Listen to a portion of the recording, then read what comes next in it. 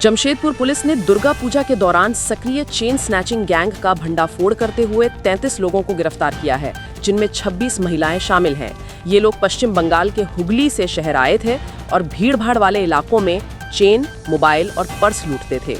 कालीबाड़ी मंदिर के पास चेन छिनैती की घटना से पुलिस को सुराग मिला।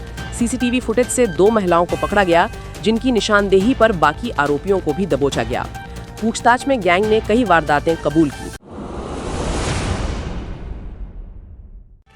हजारीबाग के चरही घाटों मार्ग पर गुरुवार सुबह एक सड़क हादसे में बाइक सवार जीजा साले की मौत हो गई। बाइक की किसी वाहन से जोरदार टक्कर हुई, जिससे दोनों गंभीर रूप से घायल हो गए। एक की मौके पर ही मौत हो गई, जबकि दूसरे ने इलाज के दौरान दम तोड़ दिया। हादसे के बाद इलाके में अफरा तफरी मच गई। स्थानीय लोगों का कहना है कि सड़क पर तेज रफ्तार और लापरवाही लगातार दुर्घटनाओं का कारण बन रही है। झारखंड के मुख्य निर्वाचन अधिकारी ने जेएमएम विधायक दशरथ गगराई के खिलाफ पहचान पत्र से जुड़े मामले की जांच के आदेश दिए हैं। शिकायतकर्ता लालजी राम तियू ने दावा किया है कि वर्तमान विधायक वास्तव में उनके बड़े भाई रामकृष्ण गगराई हैं। विधायक ने आरोपों को निराधार बताते हुए कहा कि चुनाव में पहले ही दस्तावेजों की जांच हो चुकी है। निर्वाचन अधिकारी ने मामला उपायुक्त सरायकेला खरसावां को सौंप दिया है। अब इस पर प्रशासन जांच करेगा।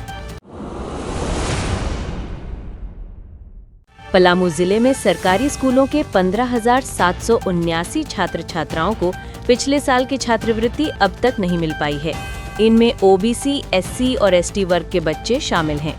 अधिकारियों के अनुसार केंद्र से आवंटन न मिलने और विभागीय बजट खत्म होने के कारण भुगतान अटक गया है। छात्रवृत्ति न मिलने से गरीब परिवारों के बच्चों की पढ़ाई प्रभावित हो रही है। अभिभावक लगातार राशि का इंतजार कर रहे हैं, जबकि नई आवेदन प्रक्रिया भी शुरू हो चुकी है। मुख्य सचिव अविनाश कुमार अपने परिवार के साथ रजरप्पा स्थित प्रसिद्ध मां छिन्नमस्तिका मंदिर पहुंचे और पूजा अर्चना की। उन्होंने नारियल की बलि चढ़ाकर मां से राज्य की सुख समृद्धि की कामना की। मंदिर न्यास समिति ने उन्हें मां की तस्वीर भेंट की। मौके पर उपायुक्त एसपी सहित कई अधिकारी मौजूद रहे। मंदिर परिसर में सुरक्षा व्यवस्था भी कड़ी थी। मुख्य सचिव ने इसे अपने लिए सौभाग्य का अवसर बताया। धनबाद के सिंदरी स्थित शहरपुरा शिव मंदिर परिसर में दशकों से होने वाला राम रावण युद्ध इस बार बारिश के कारण एक दिन के लिए टल गया। 65 फीट ऊंचा रावण का पुतला मूसलाधार बारिश से भीग गया, जिसके कारण आयोजन स्थगित करना पड़ा। लोगों का मानना है कि ये इंद्रदेव का हस्तक्षेप है। अब शुक्रवार को भव्य रावण दहन होगा। स्थानीय लोग निराश तो हैं, लेकिन श्रद्धा में कोई कमी नहीं आई है। घाटशिला थाना क्षेत्र में एक अनियंत्रित ट्रेलर ने बाइक और साइकिल सवार को टक्कर मार दी। हादसे में साइकिल सवार बालक मुंडा की मौके पर ही मौत हो गई।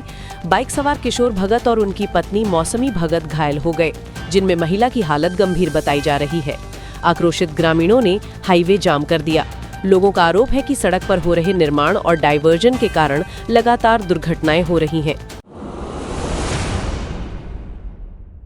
पूर्व मुख्य सचिव अलका तिवारी ने झारखंड की राज्य निर्वाचन आयुक्त का पदभार संभाल लिया है। वे इस पद पर नियुक्त होने वाली 8वीं अधिकारी हैं।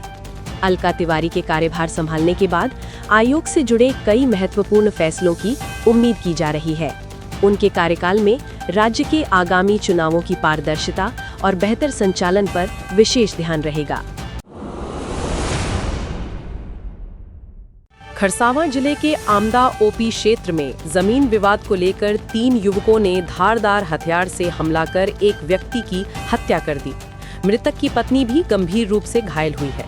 मृतक की पहचान बाईधर प्रधान के रूप में हुई है। आरोपियों के साथ पहले भी विवाद चल रहा था। घटना के बाद आरोपी फरार हो गए। पुलिस ने घायल महिला को अस्पताल में भर्ती कराया और शव को पोस्टमार्टम के बाद परिजनों को सौंप दिया। दुर्गा पूजा के मौके पर जमशेदपुर में मिठाई और डेयरी उत्पादों की डिमांड बढ़ने के साथ मिलावटखोर भी सक्रिय हो गए हैं। खोए में स्टार्च, चांदी की वर्क में एल्यूमिनियम और पनीर में सिंथेटिक दूध जैसी मिलावट पाई जा रही है। इससे पेट और लिवर संबंधी बीमारियों का खतरा बढ़ जाता है। स्वास्थ्य विभाग ने टीम गठित कर बाजारों और दुकानों का औचक निरीक्षण शुरू कर दिया है। डॉक्टरों ने लोगों को भरोसेमंद दुकानों से ही सामान खरीदने की सलाह दी है। रांची के मोहराबादी मैदान में पंजाबी हिंदू बिरादरी दशहरा कमेटी और अरगोड़ा समिति ने भव्य दशहरा एवं रावण दहन कार्यक्रम का आयोजन किया। मुख्यमंत्री हेमंत सोरेन ने मुख्य अतिथि के रूप में शामिल होकर जनता को विजयादशमी की शुभकामनाएं दी। उन्होंने कहा कि ये पर्व अच्छाई की बुराई पर जीत का प्रतीक है और समाज को सही दिशा देता है।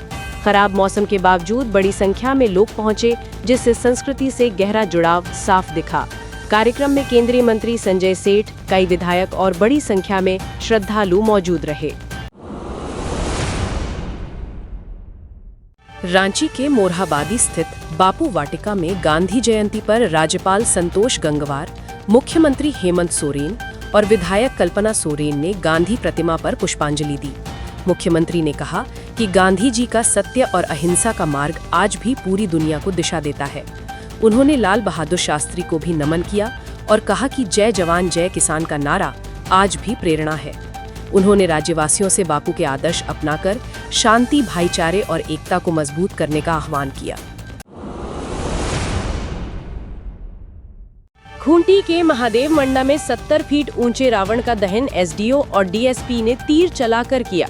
बारिश के बावजूद लोगों का उत्साह कम नहीं हुआ और भीड़ ने धधकते रावण का नजारा कैमरे में कैद किया। एसडीओ ने लोगों से सामाजिक बुराइयों का प्रतीकात्मक दहन करने का आह्वान किया। वहीं साहिबगंज के सिद्धू कान्हू स्टेडियम में भी भारी भीड़ उमड़ी। पुलिस ने सुरक्षा के पुख्ता इंतजाम किए और आतिशबाजी ने माहौल को और भी रोमांचक बना दिया। पलामू जिला मुख्यालय मेदिनीनगर के बैरिया चौक स्थित भारतीय स्टेट बैंक शाखा में सेंधमारी की कोशिश हुई। अपराधी बैंक में घुस तो गए, लेकिन कैश या सामान चुराने में नाकाम रहे। पूरी घटना सीसीटीवी में कैद हो गई, जिसमें मास्क पहना एक आरोपी नजर आया। जांच में सामने आया कि सिक्योरिटी सिस्टम तोड़ने के लिए गैस कटर का इस्तेमाल किया गया था। पुलिस मामले की छानबीन में जुटी है। गनीमत रही कि कोई बड़ी चोरी नहीं हो पाई।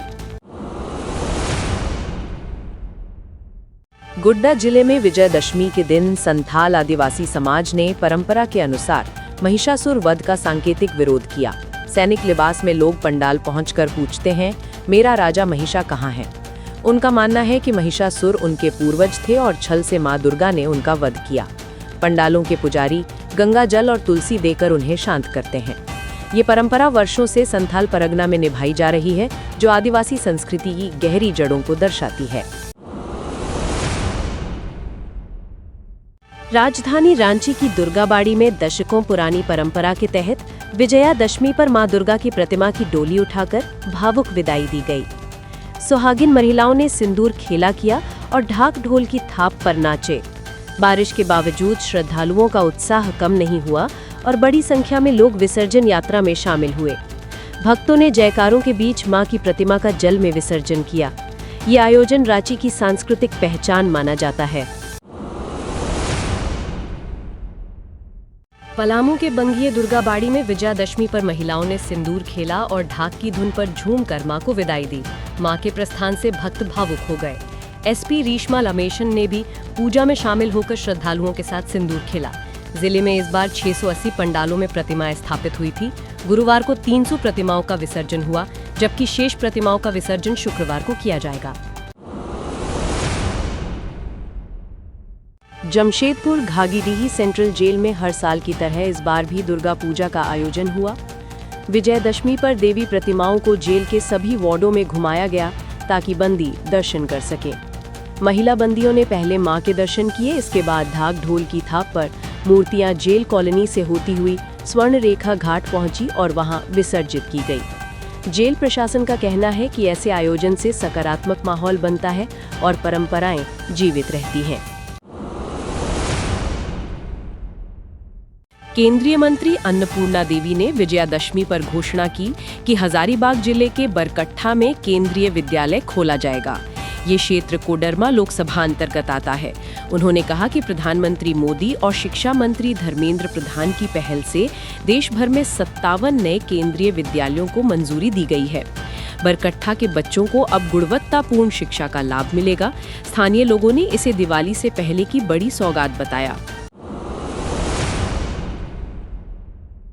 रांची स्थित कांग्रेस भवन में राष्ट्रपिता महात्मा गांधी और पूर्व प्रधानमंत्री लाल बहादुर शास्त्री की जयंती मनाई गई। प्रदेश अध्यक्ष केशव महतो कमलेश ने कहा कि आज के दौर में जब दुनिया हिंसा और युद्ध से जूझ रही है, तब गांधी जी का सत्य और अहिंसा का मार्ग और भी प्रासंगिक है। शास्त्री जी की सादगी और जय जवान जय किसान का नारा आज भी प्रेरणा है। कार्यक्रम में कांग्रेस नेताओं ने दोनों महान नेताओं को श्रद्धांजलि अर्पित की और उनके आदर्शों पर चलने का संकल्प लिया। हजारीबाग शहर से 15 किलोमीटर दूर छड़वा डैम भारी बारिश से ओवरफ्लो हो गया है और एक फाटक क्षतिग्रस्त हो गया। पानी का बहाव बेहद तेज है, जिससे आसपास के गांव में दहशत है। इसके बावजूद सैकड़ों लोग मछली पकड़ने डैम पर पहुंच रहे हैं और जान जोखिम में डाल रहे हैं। डैम से हजारीबाग शहर को पेयजल और सिंचाई के लिए पानी मिलता है। स्थिति को देखते हुए एसडीओ और जिला प्रशासन की टीम मौके पर तैनात है। जल संसाधन विभाग मरम्मत और सुरक्षा उपायों में जुटा है। दुमका में बुधवार देर शाम से हो रही बारिश ने जनजीवन अस्त व्यस्त कर दिया। इसी दौरान गौशाला रोड पर 55 वर्षीय सविता शर्मा अचानक नाले में गिर गईं और तेज बहाव में बह गईं। घंटों तलाश के बाद उनका शव नाले में झाड़ी में फंसा मिला। परिजनों ने नगर परिषद पर लापरवाही का आरोप लगाया है कि गार्ड वाल न बनाने से हादसा हुआ। लोगों ने कहा कि कई बार मांग उठी, लेकिन कार्रवाई नहीं हुई। इस घटना से इलाके में आक्रोश है। मध्य प्रदेश के खंडवा जिले के अर्धला गांव में दुर्गा प्रतिमा विसर्जन के दौरान बड़ा हादसा हो गया। प्रतिमा ले जा रही ट्रैक्टर ट्रॉली तालाब में गिर गई, जिसमें 20 से 22 लोग सवार थे। अब तक 10 से 11 लोगों की मौत हो चुकी है, ज्यादातर बच्चे शामिल हैं। मुख्यमंत्री मोहन यादव ने मृतकों के परिजनों को 4-4 लाख मुआवजे का ऐलान किया। मौके पर रेस्क्यू ऑपरेशन जारी है। वहीं सीधी जिले में भी विसर्जन के दौरान ट्रैक्टर पलटने से 12 लोग घायल हुए हैं। पटना के गांधी मैदान में दशहरा पर रावण दहन की पूरी तैयारी थी, लेकिन अचानक आई तेज बारिश और हवाओं ने आयोजन को बिगाड़ दिया। रावण, मेघनाद और कुंभकर्ण के पुतले भीग कर गल गए और रावण का सिर जलने से पहले ही लटक गया। लोग बारिश से बचने इधर उधर भागने लगे। सीएम नीतीश कुमार को भी कार्यक्रम में आना था, जिसे अब विलंब से कराया जाएगा। मौसम विभाग ने अगले 4-5 दिन तक बिहार में भारी बारिश और बाढ़ का अलर्ट जारी किया है। पश्चिमी सिंहभूम के सारंडा जंगल में वाइल्ड लाइफ सेंचुरी बनाने के प्रस्ताव का विरोध तेज हो गया है। गंगदा पंचायत में हजारों ग्रामीणों ने हथियारों से लैस होकर आम सभा की और कहा कि किसी कीमत पर सेंचुरी नहीं बनने देंगे। ग्रामीणों ने चेतावनी दी कि यदि सरकार और सुप्रीम कोर्ट ने बात नहीं मानी तो सड़क और रेल जाम करेंगे। उन्होंने इसे अडानी समूह को जंगल बेचने की साजिश करार दिया। इस विरोध में करीब 60 गाँव के लोग शामिल हुए। बिहार के कैमूर जिले में अहले सुबह बड़ा सड़क हादसा हुआ। प्रयागराज से लौट रही स्कॉर्पियो तेज रफ्तार में सड़क किनारे खड़े कंटेनर से टकरा गई। हादसे में एक महिला समेत 3 लोगों की मौके पर मौत हो गई, जबकि 7 यात्री गंभीर रूप से घायल हो गए। सभी यात्री सासाराम और रोहतास जिले के निवासी थे। प्रत्यक्षदर्शियों के अनुसार चालक को झपकी आने से यह हादसा हुआ। घायलों की हालत नाजुक है और इलाज जारी है। भारत में अब तक की सबसे बड़ी इनकम टैक्स रेड 16 जुलाई 1981 को कानपुर के कारोबारी और पूर्व सांसद इंदर सिंह के घर हुई थी। इस छापेमारी में 90 अधिकारी और 200 पुलिसकर्मी शामिल थे। रेड में 1.60 करोड़ रुपए नकद और 750 तोला सोना बरामद हुआ। पैसे गिनने में 18 घंटे लगे और 45 लोगों की टीम लगी। इस रेड ने पूरे देश को हिला दिया था। इसी घटना पर बाद में अजय देवगन की फिल्म रेड भी बनाई गई। गोपालगंज के नगर थाना क्षेत्र में दुर्गा पूजा मेला देखने जा रही मां बेटी पर मनचलों ने चाकू से हमला कर दिया। छेड़छाड़ का विरोध करने पर दोनों पर ताबड़तोड़ वार किया गया। मां बेटी गंभीर रूप से घायल हैं और उनकी हालत नाजुक बताई जा रही है। स्थानीय लोगों के शोर मचाने पर आरोपी मौके से भाग निकले। पुलिस ने दोनों को अस्पताल में भर्ती कराया है और आरोपियों की तलाश में जुटी है। इस वारदात से लोगों में आक्रोश है। खूंटी के जरियागढ़ के 27 वर्षीय आलोक आइंद की गोवा में मौत हो गई। आलोक बिना बताए दोस्तों के साथ नौकरी की तलाश में गोवा गया था। वहां अचानक सिर दर्द और पेट दर्द की शिकायत के बाद दौरे पड़ने लगे और अस्पताल में उसकी मौत हो गई। परिवार शव लाने में असमर्थ था, जिसके बाद श्रम विभाग ने मदद का भरोसा दिया है। शव विमान से झारखंड लाया जाएगा। बहन ने गोवा पुलिस और प्रशासन से आर्थिक मदद की गुहार लगाई थी। धनबाद रेलवे स्टेशन के पास 14 वर्षीय जीत पासवान की लोहे के स्लीपर के ढेर से गिरने से मौत हो गई। वो अपने ममेरे भाई साहिल के साथ वहां खड़ा होकर सेल्फी ले रहा था। हादसे में साहिल का पैर टूट गया। जीत 9वीं कक्षा का छात्र और BCCL कर्मी का इकलौता पुत्र था। घटना के बाद RPF ने दोनों को अस्पताल पहुंचाया, जहां जीत को मृत घोषित कर दिया गया। शव घर पहुंचते ही परिजनों में कोहराम मच गया।